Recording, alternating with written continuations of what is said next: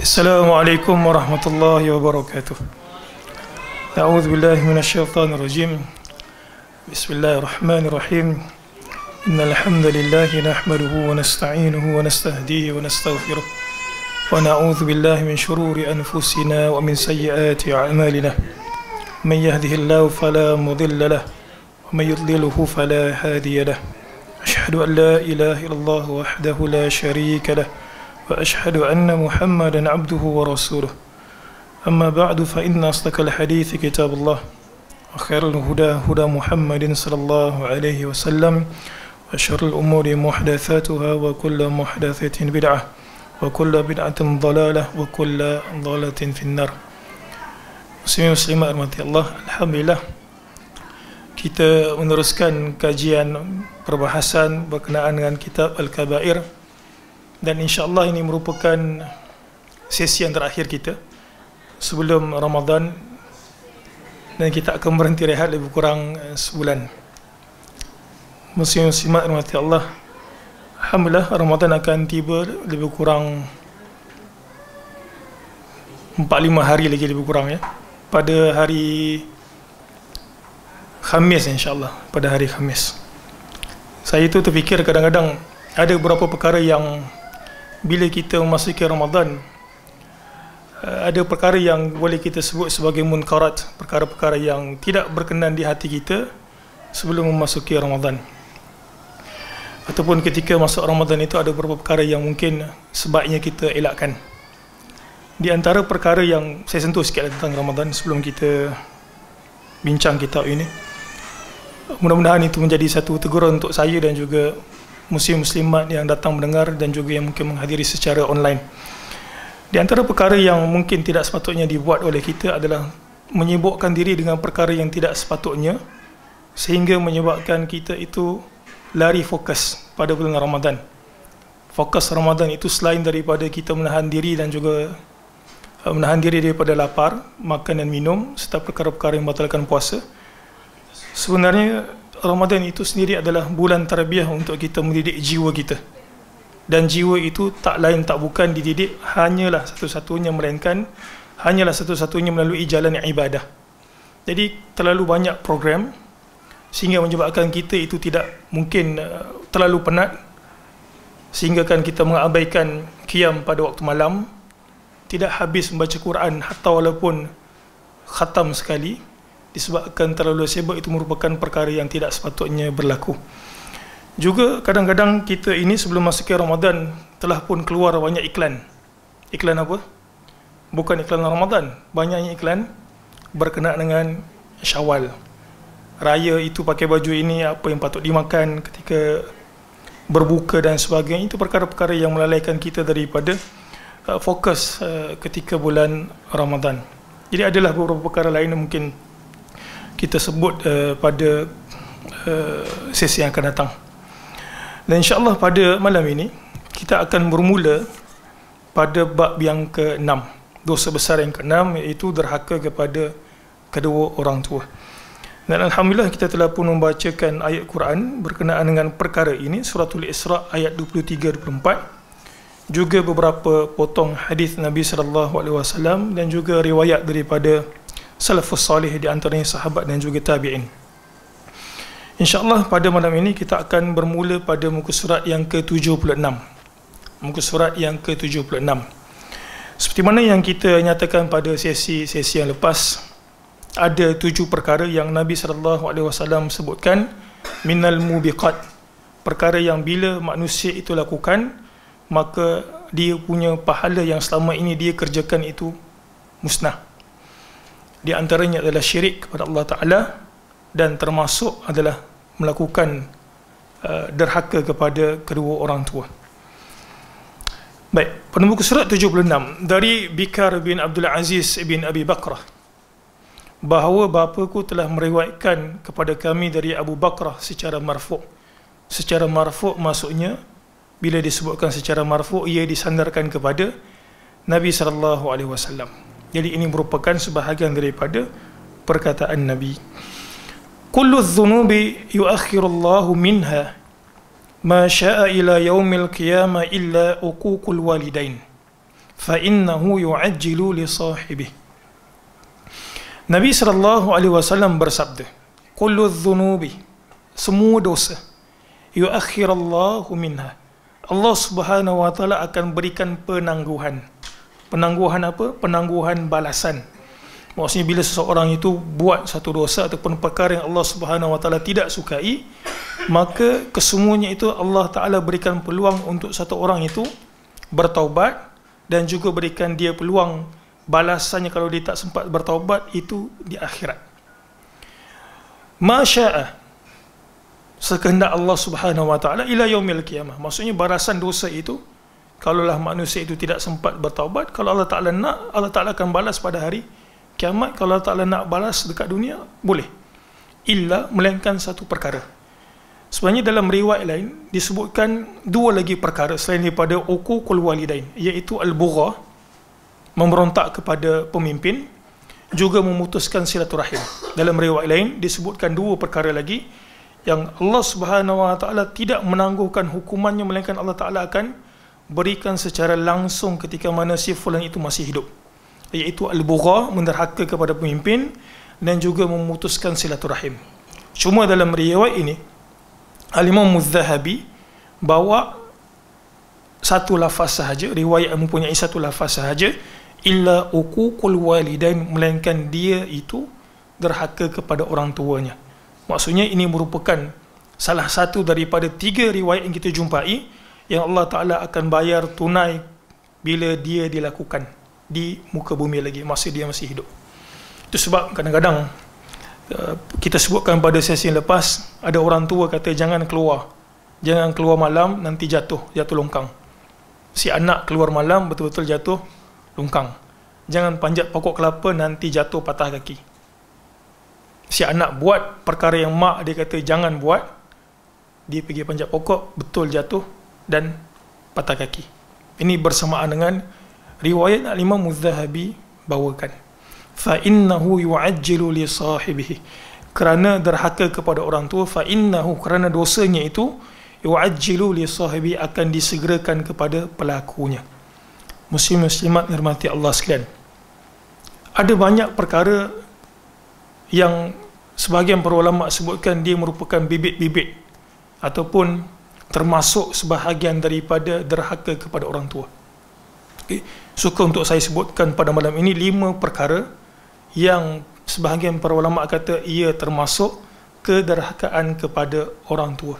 Maka kalau kita jumpai perkara ini ada pada diri kita, segeralah kita mohon maaf kepada kedua orang tua kita dan berhenti daripada melakukan perkara ini. Baik, perkara yang pertama yang termasuk sebahagian daripada derhaka orang tua, dan kita tahu seperti mana yang saya sebutkan, derhaka orang tua sama dengan pahala yang kita kerjakan selama ini musnah. Baik, perkara yang pertama dinyatakan apa dia? Yang pertama adalah menyebabkan kedua orang tua kita itu menangis kesedihan disebabkan perbuatan ataupun disebabkan percakapan kita. Kadang orang tua menangis juga, menangisnya sebab gembira, itu tidak termasuk. Tapi yang dinyatakan oleh sebahagian para ulama katanya adalah bila kita sebut satu perkara ataupun perbuatan kita itu tidak disukai, dibenci oleh kedua orang tua kita, ini tak termasuk dalam perkara yang Allah Ta'ala larang ataupun Allah Ta'ala suruh. Itu cerita lain. Ini maksudnya dalam perkara mubahat. Bahkan kalau kita dengar ulasan sebagian para ulama, mereka kata mentaati kedua orang tua dalam perkara mubahat, perkara harus dalam duniawi, itu adalah wajib. Pun di situ terdapat perbahasan, ala kulli hal secara umumnya kena dibuat. Jadi termasuk sebahagian daripada uququl walidain, derhaka kepada orang tua, adalah perbuatan kita itu ataupun percakapan kita menyebabkan orang tua kita menangis dan juga sedih. Jadi apa sajalah ataupun perkara yang membawa kepada kesedihan secara umumnya. Satu. Perkara yang kedua, penggunaan bahasa yang kasar. Okay, penggunaan bahasa yang kasar. Kadang ada sebagian orang tua dia memang jenis kasar. Dia jenis yang memang kata dekat anak dia tu memang macam-macam, tapi kalau orang kata kat dia tu dia tak terasa. Pun begitu, Islam melarang, seperti mana ayat Al-Quran yang kita bacakan pada sesi yang lepas, tidak boleh menggunakan perkataan yang kasar. Atau walaupun mak ayah itu memang jenis yang kasar, dan juga kalau orang sebut apa-apa kat dia tak terasa hati. Yang kedua adalah penggunaan bahasa yang kasar. Bahkan termasuk sebahagian bahasa yang kasar itu adalah uf. Yang uf tu adalah kata orang tu kan. Macam mak bapak kadang dia marah kan. Kan orang tu kata, jangan cakap macam tu. Mak bapak cakap tu marah dia jadi adik. Kau ni kenapa lah? Kenapa lah jangan cakap kat anak dia. Jadi benda tu betul kan maksud orang. Satu memang kita tahu tak elok lah. Tak boleh lah. Tapi betulkah adakah itu jadi doa bila cakap kepada anak? Jawapannya itu adalah secara umum berdasarkan hadis Nabi sallallahu alaihi wasallam, 3 perkara yang tidak ditolak doanya. Di antaranya adalah doa si orang tua kepada si anak, dakwatul musafir, doa orang yang sedang bermusafir, dan juga dakwatul mazlum, doa orang yang dizalimi. Secara umumnya adalah ia merupakan suatu doa kepada si anak. Oleh sebab itu kita juga ada satu istilah yang kita pernah jumpa dulu. Biasa kita dengar anak derhaka. Pernah dengar tak istilah orang tua derhaka? Apa maksud istilah orang tua derhaka? Orang tua derhaka adalah orang tua yang tidak menunaikan hak si anak. Apa di antara hak anak? Mula-mula sekali bila dia keluar kat dunia ni, diberikan nama yang bagus, diakikahkan, dan juga diberikan pendidikan yang bagus. Maka apabila si orang tua itu, bapa ataupun si mak, tidak menunaikan hak-hak yang sepatutnya anak itu dapat, maka sebahagian menyebutkan itu merupakan orang tua yang derhaka. Termasuk perkara mungkar yang orang tua lakukan kepada si anak adalah menggunakan perkataan carutan ataupun makian ataupun yang tidak sepatutnya keluar kepada si anak. Apakah itu sebahagian daripada doa? Jawapannya adalah ia berdasarkan hadis Nabi sallallahu alaihi wasallam yang kita sebutkan tadi. Ya. Jadi dua-dua. Baik. Yang ketiga. Bila bagi definisi orang tua, contoh pakcik, mentua ke tidak? Orang tua sini merujuk kepada yang melahirkan, benih daripada lelaki dan juga rahim wanita yang melahirkan. Itu orang tua. Kita akan baca riwayat nanti di bawah itu. Kalau muslimat lihat pada muka surat 76, kat situ ada al-khalatu bimanzilatil Jumpa tak tu? Kat buku tu al-khalatu bimanzilatil Makcik memiliki kedudukan seperti mana ibu. Kalau lah dia ada anak, dia anak mobil, dia anak nikah, dia anak bukan anak lah, contoh perempuan tak. Ya, tak apa. Dia sendiri pun tak apa, itu merupakan kebaikan. Jadi bila kita tolong, kita ambil dia sebagai isteri dan kita jaga anak dia, adakah kita juga dikira orang tua kepada anak walaupun dia bukan daripada dia? Dia adalah ayah tiri, dia adalah orang tua kepada si anak, tetapi dia tidak sama seperti mana ayah kandung. Contoh dari sudut pewarisan harta, maka kalaulah si ayah itu meninggal, anak tiri tak dapat harta. Dosa dia termasuk dalam bab silaturahim secara umum. Dosa termasuk dalam bab silaturahim secara umum disebabkan dia itu telah pun menikahi, katalah kita sebagai anak tiri, mak kita, maka kedudukannya itu sama. Kedudukannya itu sama dalam bab silaturahim, tapi tidak sama seperti mana orang tua kandung. Beza. Baik, perkara ketiga. Ini mungkin budak-budak muda selalu buat. Apa dia? Menyuruh orang tua melakukan satu perkara. Memerintah. Contoh, mak, walaupun penggunaannya itu bagus, penggunaan perkataannya itu bagus, saya kata, mak, tolong basuhkan baju. Mak, tolong sapu lantai. Mak, tolong mop lantai. Ayah, tolong ini. Dia kadang-kadang ada perkara yang orang tua itu buat atas dasar dia itu sayang dekat anak. Sayang untuk anak. Dan dalam bentuk manja. Tetapi secara umum, anak yang balik mampu untuk melakukan perkara tersebut, Okay, anak yang balik mampu untuk melakukan perkara tersebut dan dia memerintahkan si ayah ataupun maknya melakukan perkara itu, maka sebahagian para ulama kata ia termasuk sebahagian daripada uququl walidain tanpa ada sebab. Contoh, ada sebab, katalah dia tu lampu rumah dia rosak, okay, dan dia tak ada kemahiran untuk membaiki lampu rumah itu, maka dia minta tolong si ayah. Itu tak ada masalah. Tapi memerintahkan perkara yang patut dia buat, tapi mak dia diminta mak dia buat ataupun minta ayah dia buat, maka itu sebahagian ulama kata termasuk sebahagian daripada derhaka kepada orang tua. Boleh faham Ada perkara yang memang kita minta tolong sebab kita tak mampu lakukan, tapi ada perkara yang memang jadi tugas kita untuk buat, tetapi kita tak buat, kita perintah pula mak ayah kita untuk buat, maka itu sebahagian para ulama kata termasuk daripada dosa besar. Ini budak-budak muda kena berhati-hati sikit. Dia tak buat bukan apa? Dia tak buat sebab apa? Malas. Tak buat sebab malas. Memang tanggungjawab dia. Ini membawa kita kepada perkara yang keempat. Ini saya sebutkan 5 perkara sahaja. Okay, saya sebutkan 5 perkara saja. Ada banyak perkara lain. Baik, perkara yang keempat. Dia membawa kita kepada perkara yang keempat. Apa dia? Tarkul musa'adah. Meninggalkan menolong orang tua. Dia tengok ayah dia susah macam itu, dia tak pergi tolong. Bukan sebab apa? Bukan sebab dia ada kerja, mungkin sebab bukan sebab dia ada kerja ataupun bukan sebab dia ada tanggungjawab lain sehingga kan dia tak dapat menolong, tapi sebab kemalasan. Dia tengok dia biarkan macam tu saja. Ini kebanyakan penyakit generasi kini. Bila saya sebut generasi kini, ada sebagian orang salah faham. Dia ingat generasi kini itu adalah golongan muda saja. Tak. Bila kita sebutkan generasi kini, kadang-kadang orang tua pun lebih daripada golongan muda. Apa dia masalah generasi kini? Dia kehilangan sense of, kita panggil apa tak? Apa tu, macam kehilangan apa? Bukan dari rasa, common sense. Common sense. Jazakumullah khair. Dia kehilangan common sense. Contoh apa? Kalau kita nak masuk rumah orang, kita buat apa sepatutnya? Ketuk pintu, bagi salam. Ada sebahagian golongan muda ataupun generasi gini, dia terus terjah gitu saja. Itu maksudnya kehilangan common sense. Kehilangan common sense. Jadi dia nampak ayah dia tu tengah buat kerja, dia pergi melepak tengok TV.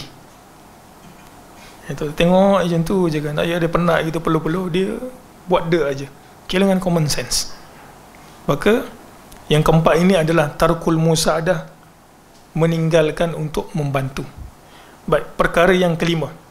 Ini memang ada dalam athar daripada Nabi SAW. Apa agak-agaknya? Mencerca orang tua. Mencerca orang tua. Pernah dengar hadis ni kan? Mencerca orang tua. Nabi SAW sebut, inna min akbaril kabair ayyal'ana ar-rajulu abawaihi. Di antara dosa besar adalah seorang lelaki ayyal'ana abawaihi, melaknat kedua orang tuanya. Sahabat tak faham macam mana ada orang boleh melaknat orang tuanya. Qil, ya Rasulullah. Sahabat bertanya, wahai Rasul, wa kaifa yal'anu ar-rajulu walidayhi? Dia kata, wahai Rasul, bagaimana satu orang anak itu boleh mencerca ataupun memaki orang tuanya? Apa maksud cerca? Cerca adalah menisbahkan seseorang itu kepada perkara-perkara aib. Contoh, bodoh. Contoh, gitu-gitulah semuanya. Saya pun tak nak sebut perkataan-perkataan yang buruk itu. Itu maksudnya melaknat. Nabi SAW kata apa? Yasubbur rajul abar rajuli fayasubbu abahu. Seorang lelaki mencerca, maki maksudnya, maki ayah seorang lelaki, lalu lelaki tersebut cerca balik bapa dia. Dalam sebahagian riwayat lain, seorang lelaki mencerca seorang lelaki, lelaki itu tak puas hati, lalu lelaki tersebut mula main nama bapa. Ini perkara yang kita kena tegur generasi, terutama sekali anak-anak muda gitu, kat sekolah. Jadi kalau ada ayah ataupun mak dengar anak tu mula memaki, kemudian main nama ayah ataupun main nama mak, maka cepat-cepat berikan teguran. Kalau rotan pun tak apa sebenarnya. Tapi jangan rotan di bahagian yang diharamkan ataupun dipukul bahagian yang diharamkan. Ini perkara yang banyak berlaku, bahkan daripada zaman kita sekolah lagi. Jadi itu termasuk Nabi SAW membetulkan salah faham. Memang seorang anak itu tak sanggup nak memaki kalau anak tu masih waras lagi lah. Memang seorang anak tu tak sanggup untuk memaki kedua orang tuanya. Tapi Nabi SAW betulkan salah faham, ataupun Nabi SAW bagi tahu ada cara lain yang dia itu sebenarnya tengah memaki mak dia sendiri, ataupun tengah memaki bapa dia sendiri. Apa dia? Dengan dia pergi maki orang, sebagai riwayat lain sebut, ataupun dia pergi directly maki mak bapa orang. Maka kedua-dua itu, orang itu pun salah, yang dia pergi maki itu pun salah. Tak pasal-pasal mak bapa kena maki. Baik, jadi ini 5 perkara yang sebahagian para ulama sebutkan termasuk daripada dosa besar. Baik. Dari Nabi SAW dengan sanad yang hasan bahawa baginda bersabda, la'anallahu al-aqa liwalidayh. Allah melaknat orang yang derhaka kepada orang tuanya. Nabi SAW bersabda, al-khalatu bimanzilatil Kalau kita lihat dekat situ, teks hadis itu, al-khalah, dia penggunaan perkataan pakcik dan juga makcik dalam bahasa Arab ni ada 2. Satu kita sebut sebagai satu lagi khal. Kalau makcik, ammah ataupun khalah, ada beza tak? Ada. Kalau ammun, kita sebutkan ammun pakcik ataupun ammah pakcik ataupun makcik. Perkataan ain mim itu ataupun ain mim ta marbutah, ia merujuk kepada pakcik makcik pada bahagian ayah kita. Kita orang Melayu, kita tak bezakan pakcik makcik jugalah. Tapi kalaulah pakcik makcik itu merupakan adik-beradik si ibu ataupun mak kita, maka itu kita panggil sebagai khal ataupun khalah. Kalau kita lihat riwayat ini, al-khalah, Nabi SAW sini merujuk kepada apa? Adik-beradik bapa ke ataupun adik-beradik ibu? Adik-beradik ibu. Jadi kalau kita terjemah kat situ, adik-beradik ibu lah, ataupun aka makcik. Kita tak bezakan, Melayu kita tak bezakan. Al-khalatu bimanzilatil Kedudukan makcik, adik-beradik ibu, sama dengan kedudukan emak. Muslimat rahmati Allah sekalian, apa maksud Nabi SAW ini? Makcik, adik-beradik ibu itu merupakan tempatnya ibu. Apa maksud dia? Dan kenapa? Kalau kita lihat syarah ulama terhadap hadis ini, dia kata apa? Kedudukan kat sini adalah kedudukan al-hadhanah. Kedudukan al-hadhanah, pemeliharaan. Kenapa? Dia kata li'annaha, kerana si makcik ini dari sudut perasaan kepada anak itu, kasih sayang, kelunakan dengan ibu tu sama. Boleh faham Mak kita ada adik-beradik perempuan yang kita panggil sebagai makcik, tak kisahlah adik perempuan mak kita ataupun kakak perempuan mak kita. Para ulama kata, kenapa Nabi SAW sebut al-khalatu bimanzilatil kerana mak kita punya adik-beradik perempuan itu dari sudut kasih sayangnya terhadap kita itu sama, kelunakan, cara berbicara itu sama. Itu sebab Nabi SAW sebut perkara ini. Membawa kita kepada satu lagi perkara, apa dia? Maka makcik itu juga perlu dihormati dan juga jangan diderhakai. Itu sebab Nabi SAW sebut al-khalatu bimanzilatil al-khalah, makcik, adik-beradik perempuan mak kita pada kedudukan ibu. Baik, berikutnya dari Wahab ibn Munabbih, ia berkata, sesungguhnya Allah berfirman, hai Musa, hormatilah kedua orang tuamu, kerana sesungguhnya barang siapa yang menghormati kedua orang tuanya, maka aku akan memanjangkan umurnya dan aku akan memberikan kepadanya seorang anak yang akan berbakti kepadanya. Maksudnya apa? Kalau dia hormat kepada orang tuanya, maka Allah Subhanahu Wa Taala memberikan dia rezeki dua. Apa dia? Umur yang panjang, dan kalau dia memiliki zuriat, zuriatnya itu juga akan menghormati dia sebagai timbal balas. Dan barang sesiapa yang durhaka kepada kedua orang tuanya, maka aku akan memendekkan umurnya dan aku akan memberikan kepadanya seorang anak yang mendurhakainya.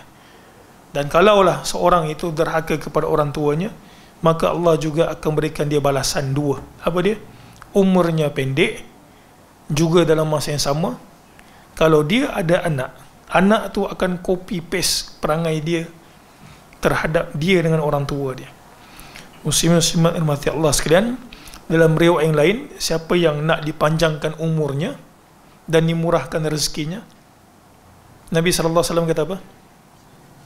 Falyasil rahimahu, maka hendaklah dia menyambungkan silaturahimnya. Secara logik akalnya logik tak? Ya. Dari beberapa sudut. Sudut pertama, pernah dengar tak kalau kita buat baik kepada orang kampung di kalangan kerabat kita, biasanya orang-orang tua di kalangan kerabat kita kat kampung itu, dia akan buat apa? Kalau kita bagi sedekah kat dia, kita bagi duit kat dia, kita bagi makan kat dia, biasanya dia akan buat apa? Dia akan doa. Dia kata semoga panjang umur, macam tadilah, semoga dapat jodoh cepat, semoga bertambah. Kita doa gitu, sebab kita buat baik kat dia, jadi dia tolong doa. Dari sudut itu satu hal. Dapat ni. Dari sudut lain pula, dalam bentuk duniawi, kita nak sebut dalam bentuk dunia logik akal. Katalah kita buat baik kepada satu orang, orang kenal kita. Okay. Katalah kita buat bisnes apa?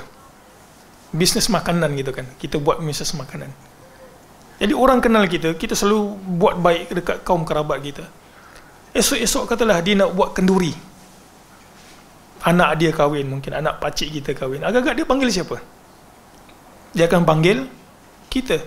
Dari sudut tu kata, ni ada ni sepupu kau tu tengah buat apa? Ada buat catering, ada buat apa? Bisnes makan. Jadi esok kalau kau kahwin, bagi dia untuk apa? Ambil tender catering ataupun makan. Jadi itu beberapa sudut kenapa menyambung silaturahim itu Allah Subhanahu Wa Taala akan memanjangkan umurnya, dalam masa sama Allah Taala akan berikan rezeki yang luas kepada dirinya.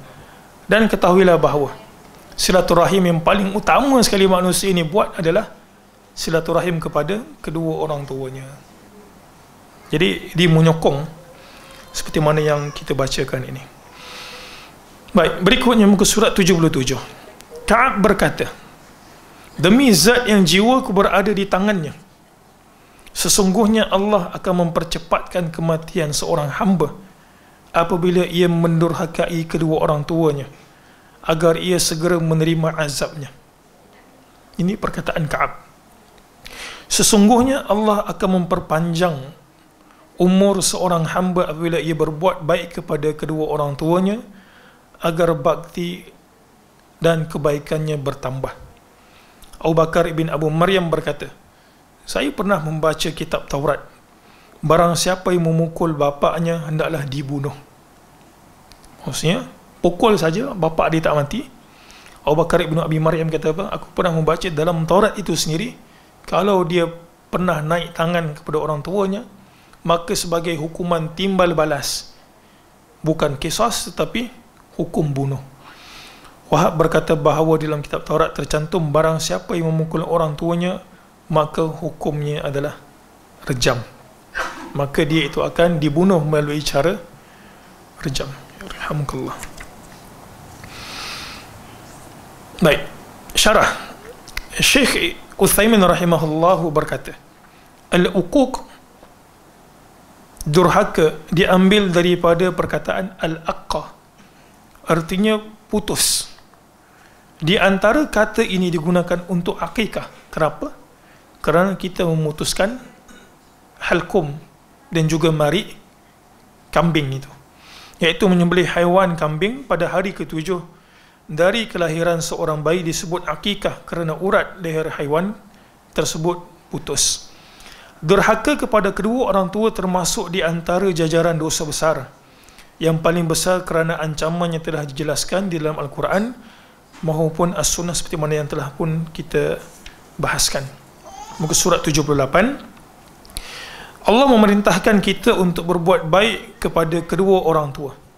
Allah Ta'ala berfirman, apabila engkau menumpukan salah satu atau keduanya telah mencapai usia senja di dalam peliharaanmu, bisa salah satunya seperti ibu atau bapa yang telah tua atau keduanya sekaligus, maka hendaklah engkau bersabar mengurus keduanya. Kerana apabila seorang telah memasuki usia tua, terkadang ia akan mengalami kepikunan dan bisa menyusahkan orang. Maka Allah berfirman dalam hal ini, maka sekali-kali janganlah engkau mengatakan kepada keduanya maksudnya janganlah engkau mengatakan aku telah bosan mengurus kalian berdua. Ini seperti mana yang kita telah bahaskan. Allah Ta'ala sebut dalam surah Al-Isra ayat 23-24. Kenapa Allah Ta'ala sebut Al-Kibar, besar, orang tua itu telah pun lanjut usia? Kerana orang yang lanjut usia ini memerlukan penjagaan. Sebab tulang belulangnya telah pun lemah, fizikalnya telah pun tak sekuat macam dulu. Maka dia memerlukan perhatian, bantuan dari sudut fizikal. Juga orang yang tua ni dia kembali macam alam budak-budak dari sudut perasaannya yang sensitif. Itu sebab Allah Ta'ala kata jangan sekali-kali mengatakan ataupun uf. Dan janganlah engkau membentak keduanya. Maksudnya ketika bertutur kata, dan ucapkanlah kepada keduanya perkataan yang baik, iaitu tutur kata yang baik dan bagus yang bisa membahagikan keduanya dan bisa menghilangkan duka dan kesedihannya. Dan rendahkanlah dirimu terhadap keduanya dengan penuh kasih sayang. Perintah lain yang Allah Ta'ala sebut dalam suratul Isra itu adalah merendah diri, iaitu merendahkan diri kepada keduanya bagaimanapun tingginya kedudukan yang telah engkau capai, sebagaimana tingginya burung yang terbang di udara. Dan tundukkanlah serta rendahkanlah dirimu di hadapan keduanya sebagai ungkapan kasih sayangmu kepada mereka. Seperti mana yang kita juga nyatakan pada sesi yang sebelum ini, biasanya kalau nak dibandingkan kedudukan kita ni, mungkin Allah Ta'ala berikan rezeki masuk ke universiti, nak dibandingkan dengan orang tua kita yang mungkin biasa-biasa dekat kampung, kedudukan kita itu secara duniawinya lebih tinggi. Okay? Dan sekarang ni orang tua 60 ke atas telah pun pencen dan tak ada apa-apa kedudukan. Maka dalam ayat ini Allah Ta'ala merintahkan kita, kalaulah engkau tu ada kedudukan besar macam mana sekalipun, tetap depan orang tua hendaklah merendah diri. Berikutnya inilah yang diperintahkan Allah berkenaan dengan kedua orang tua pada saat keduanya mencapai usia senja. Adapun ketika keduanya masih berusia muda, maka pada umumnya orang tua tidak memerlukan ataupun membutuhkan bantuan anaknya dan tidak pernah merepotkannya. Kemudian penulis Al-Imam Nawawi menyebutkan hadis dari Abu Bakar radhiyallahu anhu bahawa Nabi SAW bersabda, maukah aku khabarkan kepada kalian dengan dosa-dosa besar yang paling besar? Maka kami pun menjawab, mahu wahai Rasul. Maka beliau bersabda, menyekutukan Allah dan durhaka kepada orang tua. Inilah salah satu di antara dosa-dosa besar yang paling besar yang manusia boleh lakukan kepada makhluk Allah.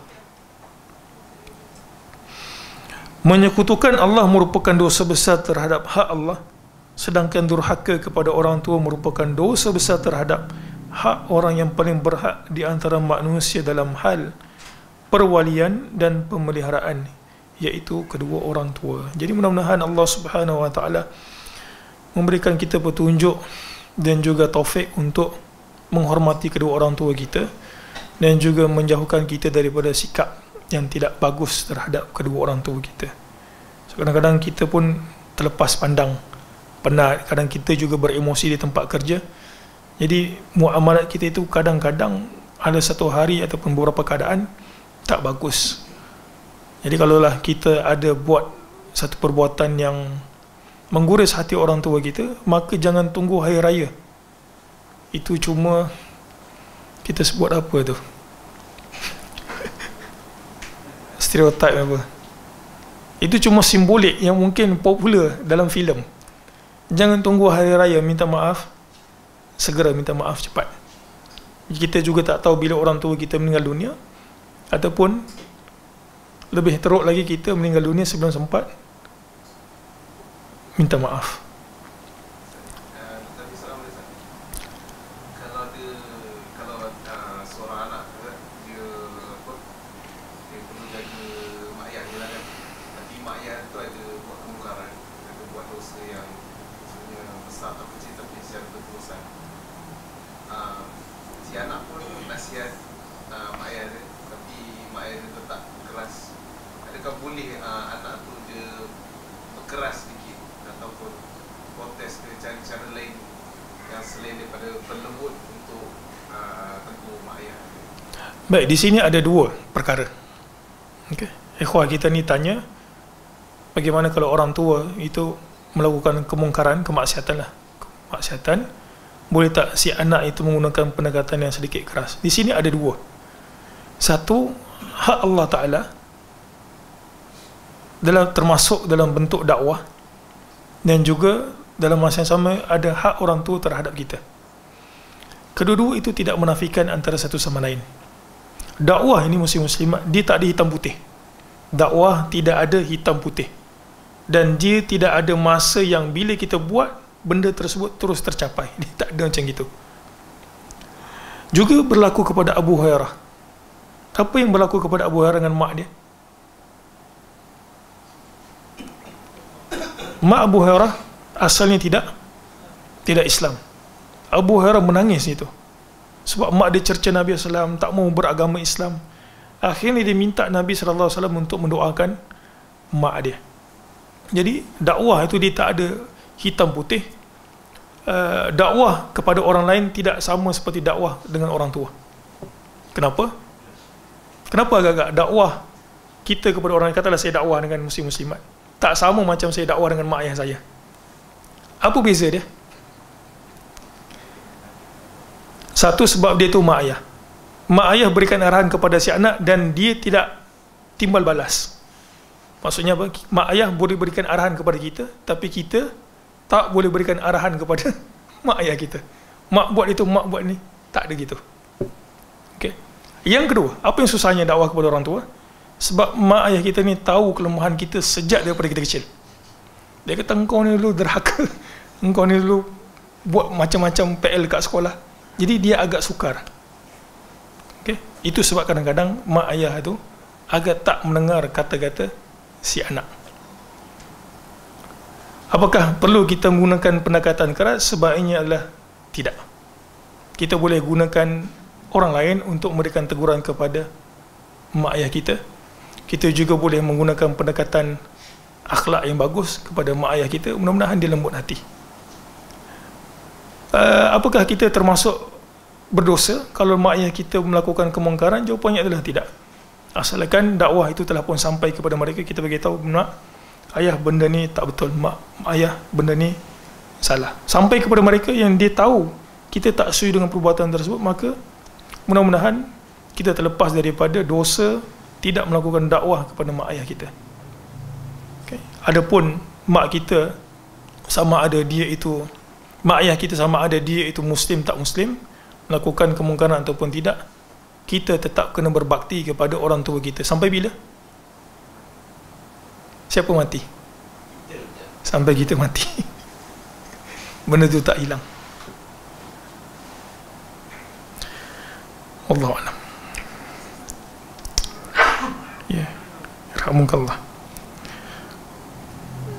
Dia memang susah, kita faham, memang susah.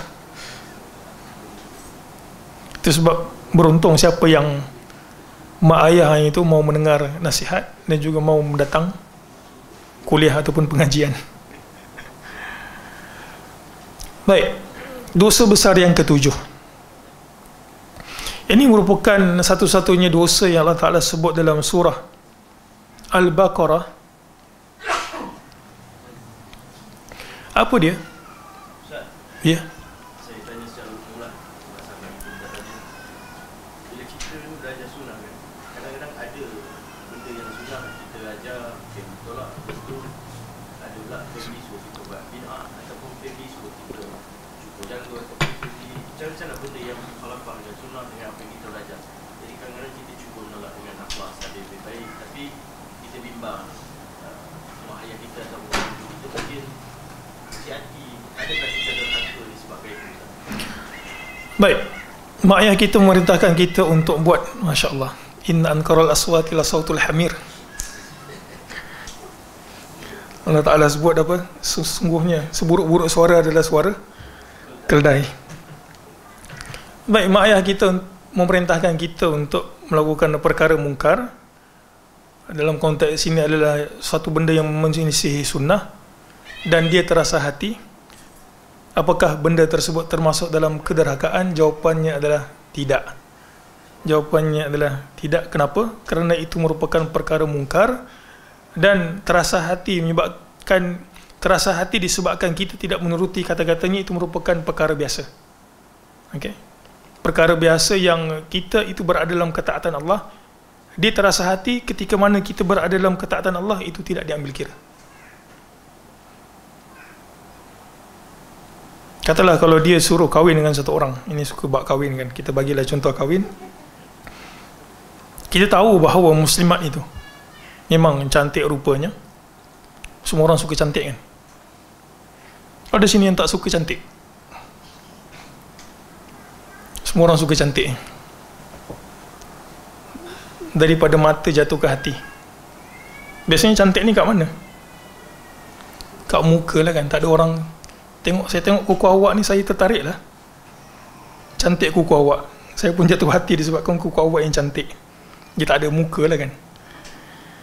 Banyak orang, kalau tempat saya tu lah, student, menghabiskan masa untuk muka dia saja.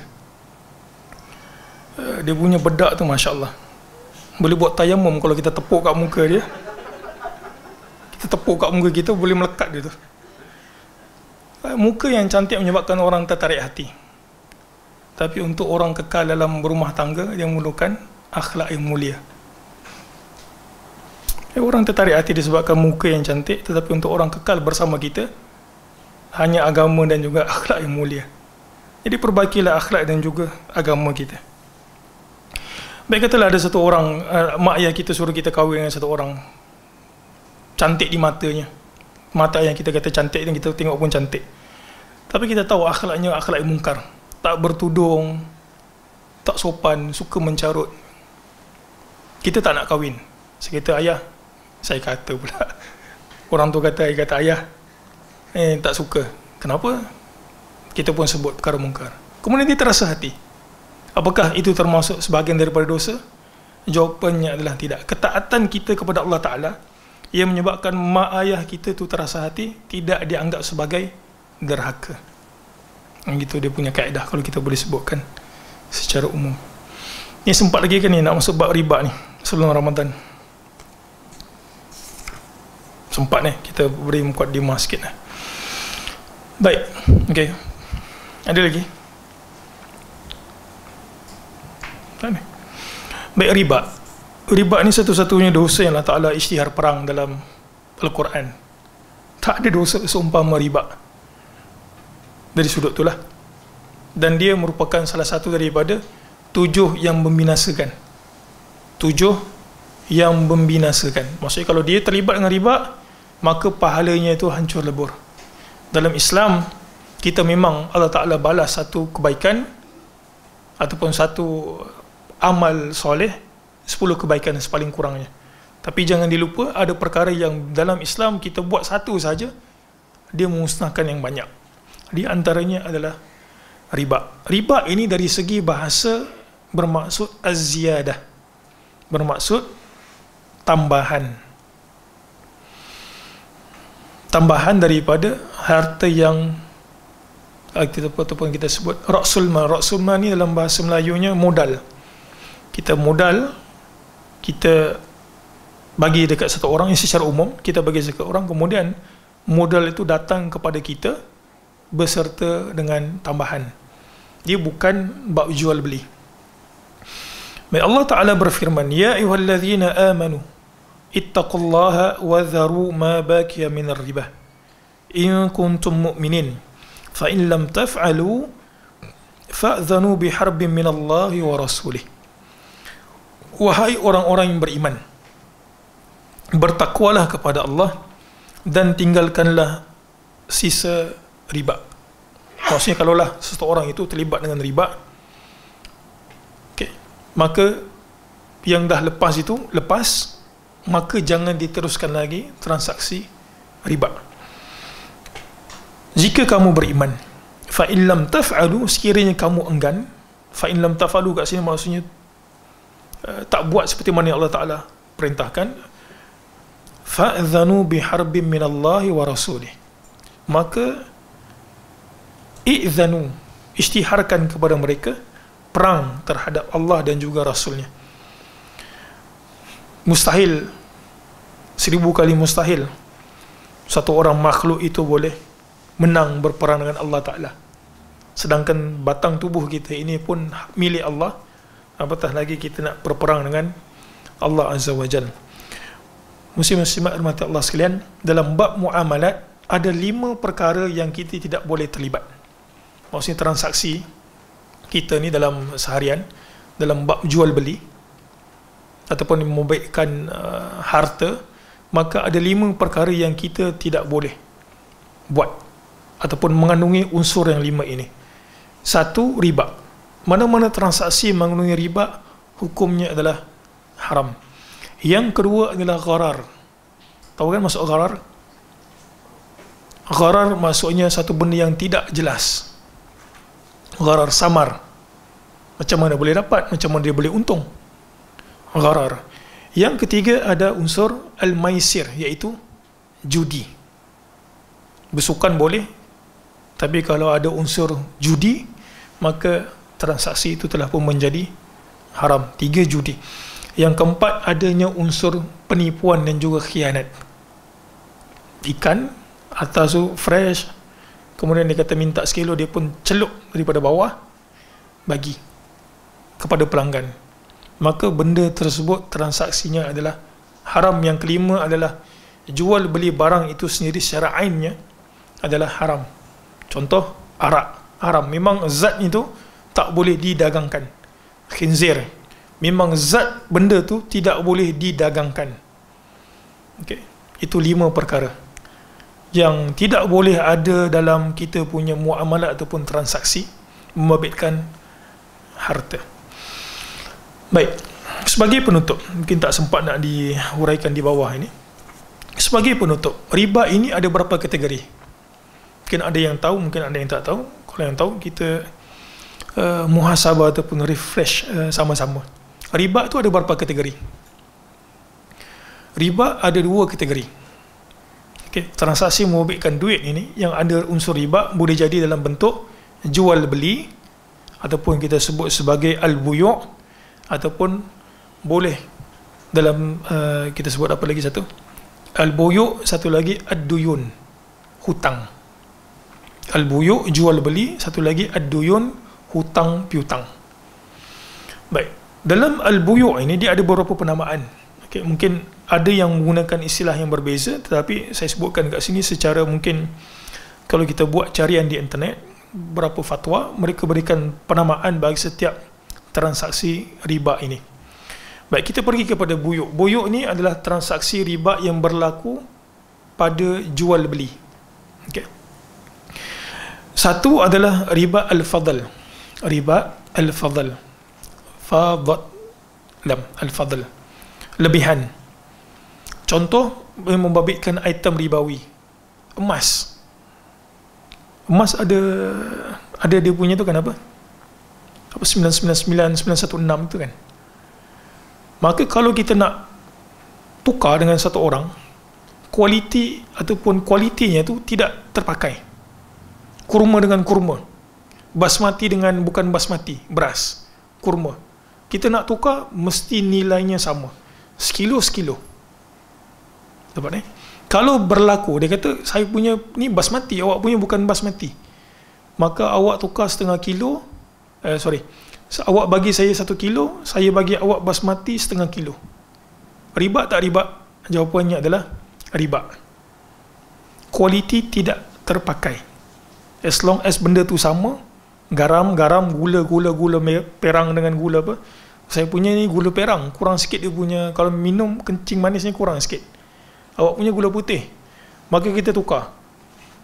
Awak punya gula putih 1 kilo, saya bagi awak setengah kilo gula perang.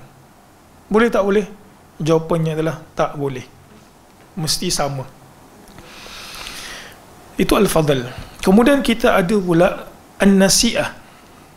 Nasi'ah ni maksudnya kita tukar secara bertangguh. Emas, awak, saya nak beli emas ni. Baik, kita tukar emas. Tapi awak bagi saya dulu, nanti saya bagi awak emas tu minggu depan.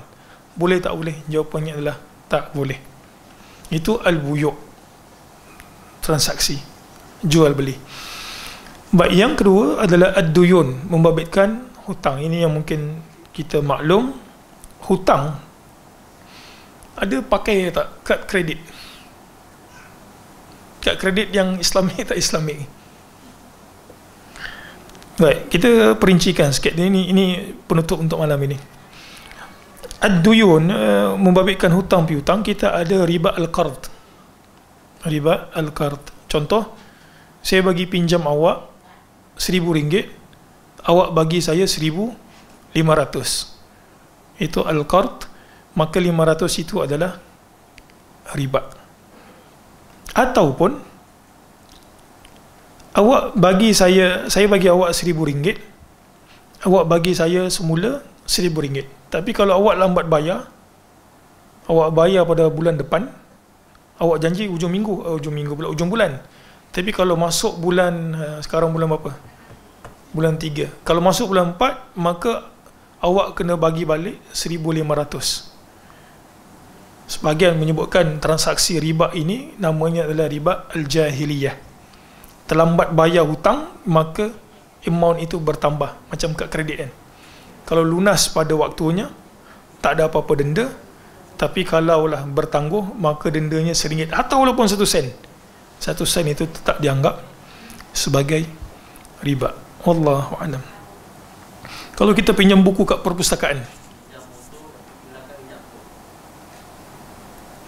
asalkan dia memiliki manfaat, mana-mana manfaat, secara akad janji awak pinjam tapi kena ada manfaat, maka dia termasuk sebahagian daripada riba. Kalau ada manfaat, itu manfaat. Kalau buku macam mana buku? Pinjam buku, kena denda. Apakah denda itu sebagai riba?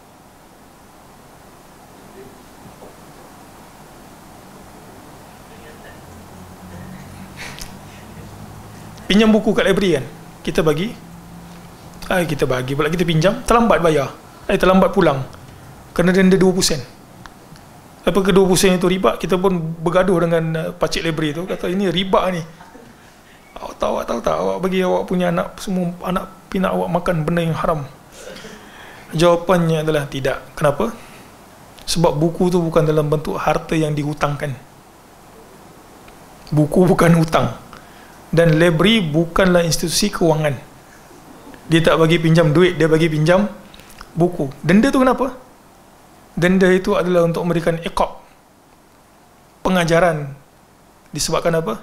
Kecuaian dan juga tidak menepati janji. Mangkuk macam mana tu?